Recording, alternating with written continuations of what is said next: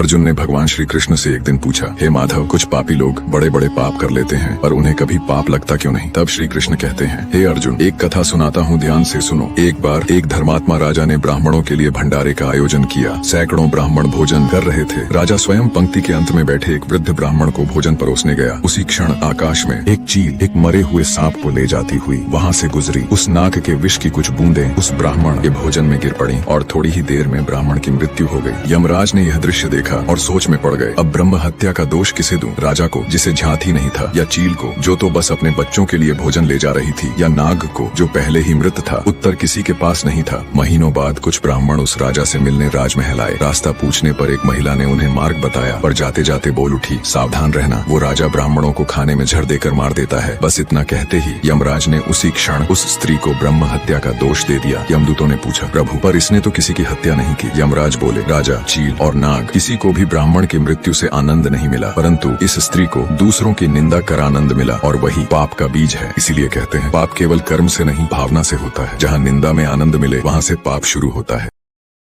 Download ShareChat.